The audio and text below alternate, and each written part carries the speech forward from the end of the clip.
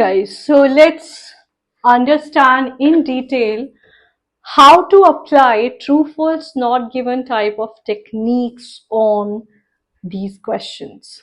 So we have two questions. The road will be closed for 2 days and not reopened until Monday.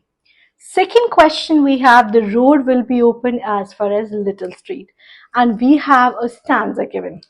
So if I underline the keyword, they are saying the road will be closed for 2 days and not reopened until Monday. I have understood this question in 3 parts.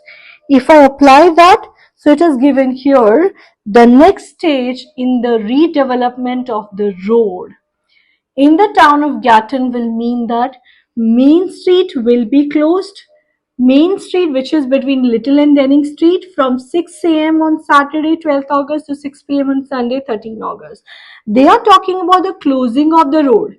2 days means they have discussed about Saturday and Sunday. But I have not been given any information about reopening until Monday. So that is why I will be writing the answer as false. The second question, the road will be open as far as Little Street. The road will be open as far as Little Street. So they're talking about the opening of the road. As far as is just a phrase to confuse you, Little Street.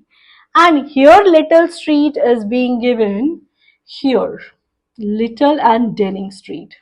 So you can say they have written the main street, this is a main street, which is between Little and Denning Street. So the intersection, so the main street will be closed. However, the intersection of these streets with the main street will not be affected. It means this road will be open and this road will also open. So the meaning of this is same as the meaning given in the statement. So I will be writing the answer as true.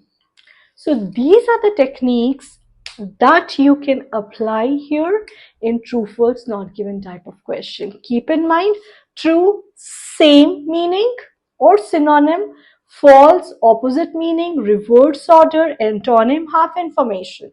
Not given no information, meaning is very unclear.